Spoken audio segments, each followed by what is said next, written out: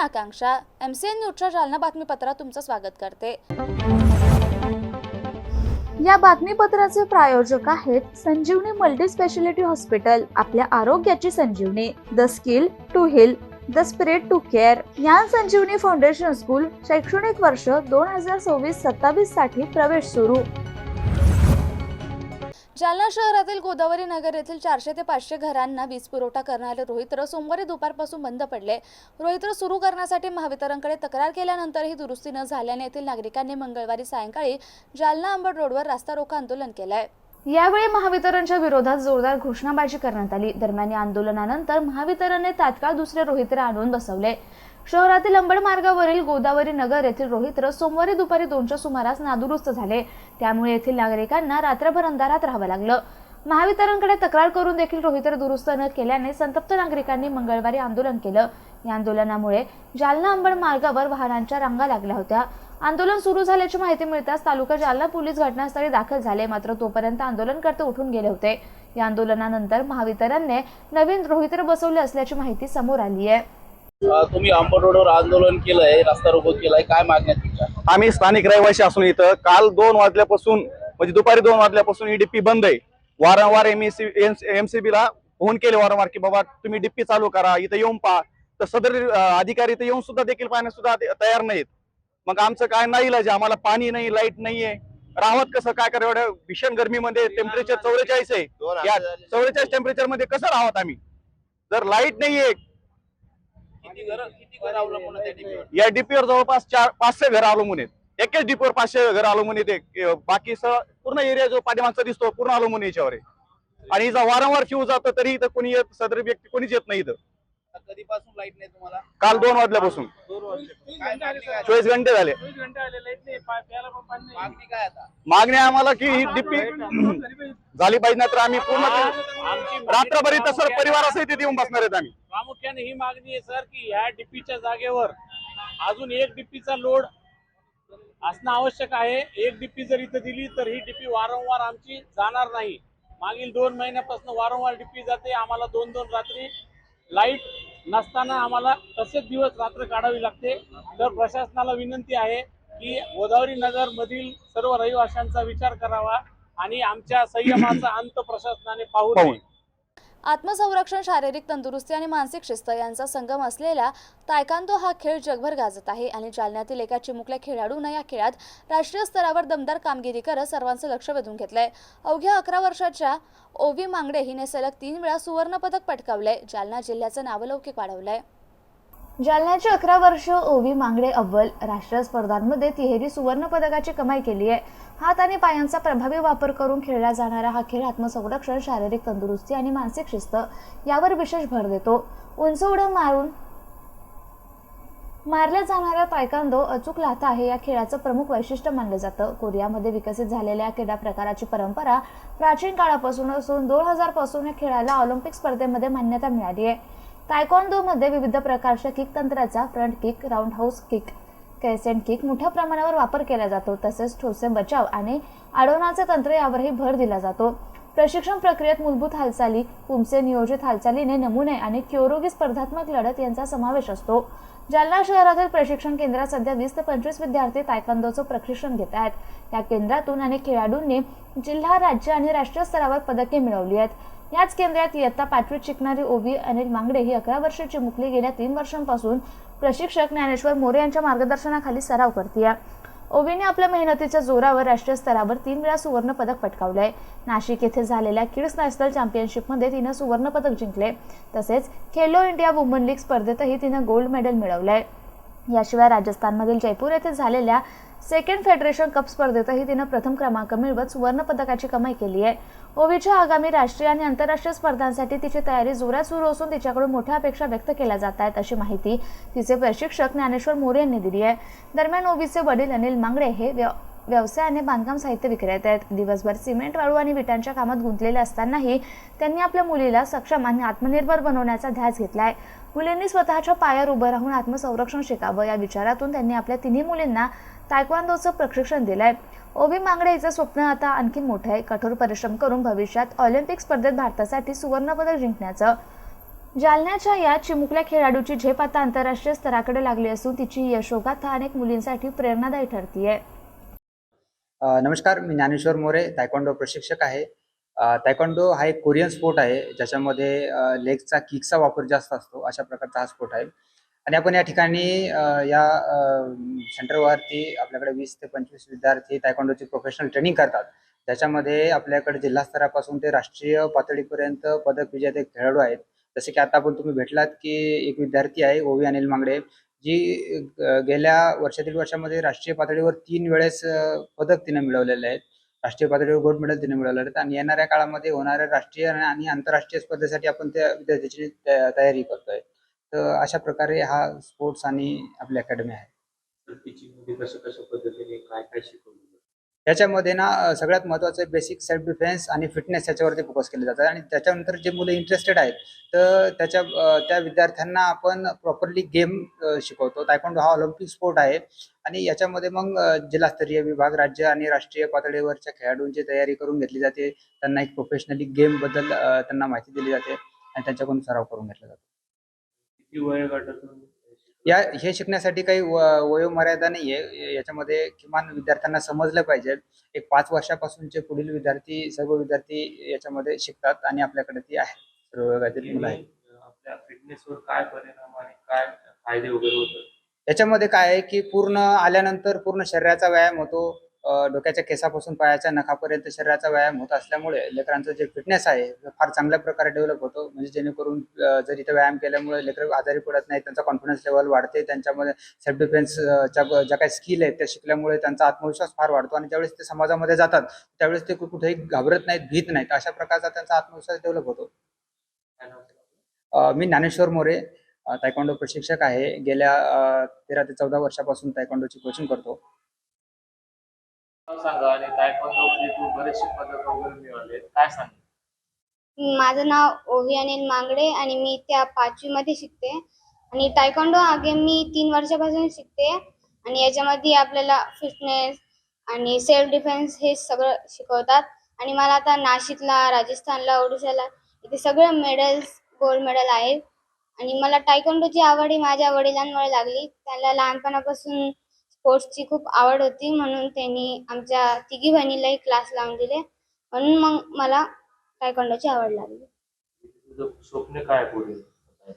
आणि माझं स्वप्न आहे की पुढे जाऊन मला ऑलिम्पिकला गोल्ड मेडल मारायचंय म्हणून. नमस्कार, मी अनिल उत्तमराव मांगडे. ॲक्च्युली मला 3 मुली आहेत आणि मुलगा नाही आहे. आणि विशेष म्हणजे आपल्या इकडं कशी परंपरा आहे की मुलगा असला मोठा म्हणजे तो बहिणींसाठी पुढं सोडायचा असेल, आणायचा असेल किंवा काही अडचण आली तर तो काम करतो. पण माझ्या लक्षात असं आलं की आपल्याला मुलगा नाही आणि आपल्याला या धकाधकीच्या काळामध्ये काम करत असताना स्वतःलाही वेळ देता येणार नाही. मग ते मुलींनी स्वतः सगळं केलं पाहिजे आणि मला या ऑलरेडी अगोदरच स्पोर्ट्समध्ये आता इंटरेस्ट असल्यामुळं मी त्या गोष्टीकडे जास्त लक्ष दिलं. आता माझे लेकरं तिन्ही मुली कराटेची प्रॅक्टिस करतात, तायक्वांडोची.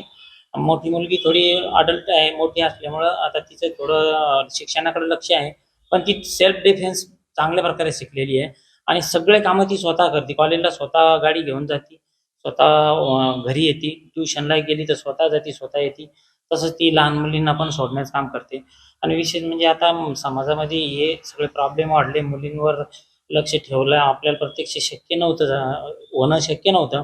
म्हणून मी त्यांना स्वबळावर उभा राहण्यासाठी हा प्रशिक्षण देण्याचा निर्णय घेतला. पदक मिळवले, काय वाटतं?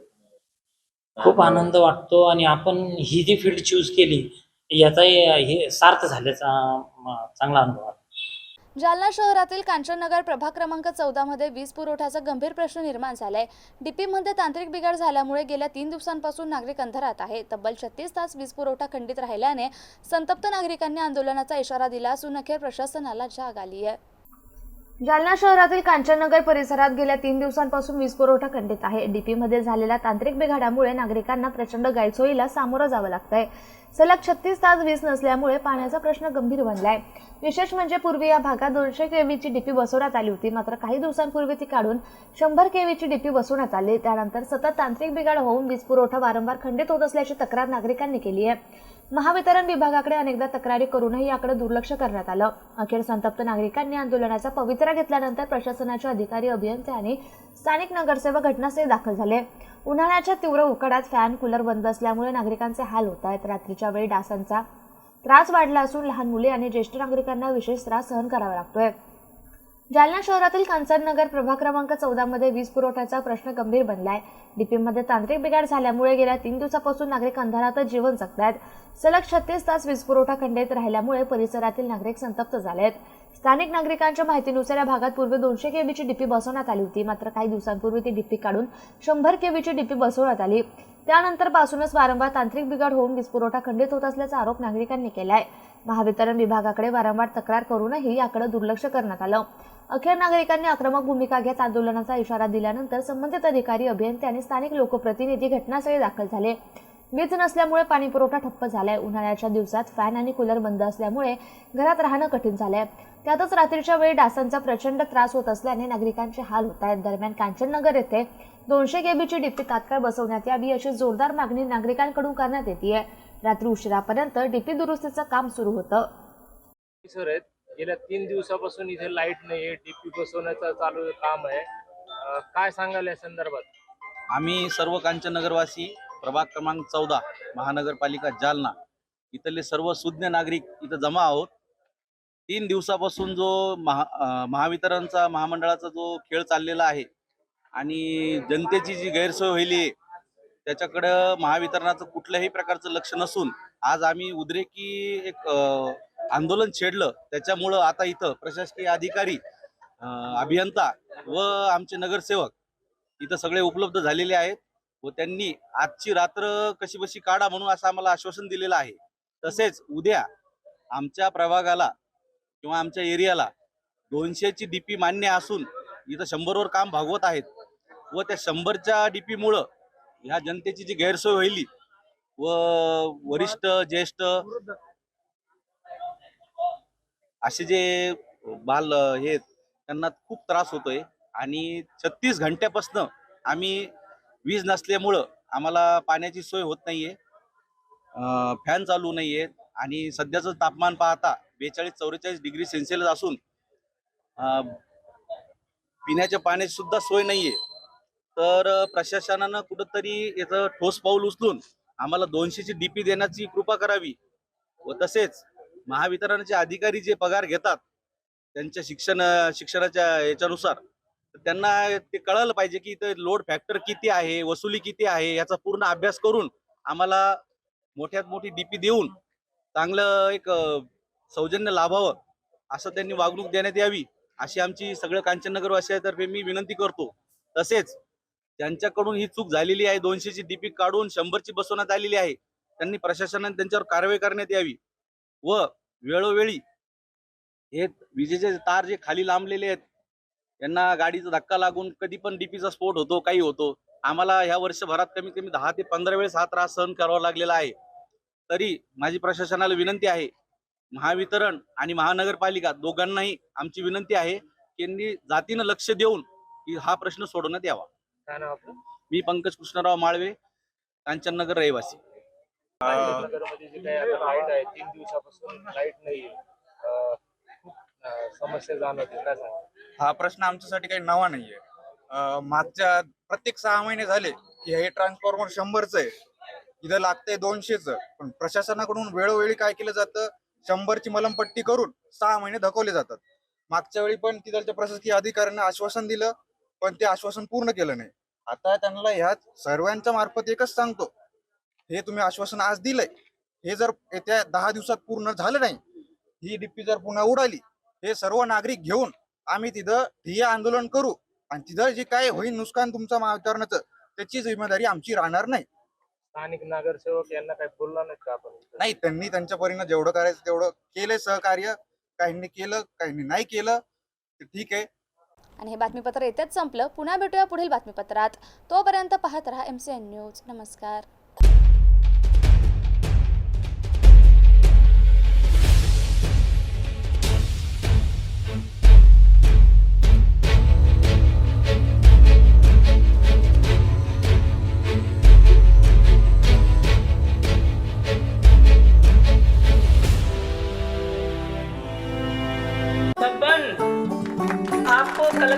साहिबा के हाथों से इनामी घर मिल रहा है।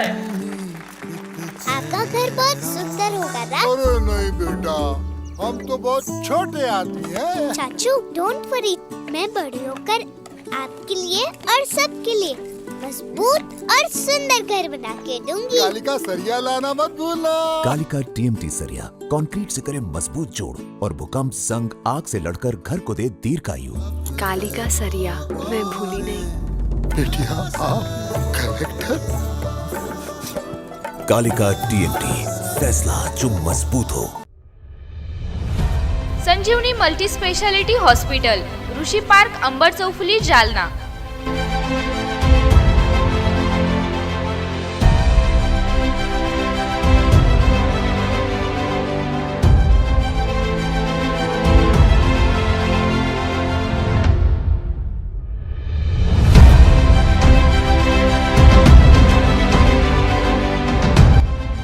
महात्मा ज्योतिबा फुले जन आरोग्य योजना आणि प्रधानमंत्री जन आरोग्य आयुष्मान भारत योजना उपलब्ध। मेडिसिन विभाग, बालरोग विभाग, स्त्रीरोग विभाग, अस्थिरोग विभाग, सर्जरी विभाग, नाक कान घसा विभाग आणि पॅथॉलॉजी विभागात काम करणारी तज्ञ डॉक्टरांची टीम। उपलब्ध सुविधा ICU, NICU, जालना शहरातील अद्ययावत ultima of 100 with stent boost cath lab, modular operation theatre, dialysis विभाग, cardiac care unit CCU, angiography सुविधा, एंजिओप्लास्टी सुविधा, 24 तास अत्यावश्यक सेवा आणि कार्डियक ॲम्ब्युलन्स उपलब्ध। महाराष्ट्र पोलीस कुटुंब आरोग्य योजनेसह सर्व आरोग्य विमा कंपन्यांचे कॅशलेस उपचार। संजीवनी मल्टी स्पेशालिटी हॉस्पिटल, आपल्या आरोग्याची संजीवनी।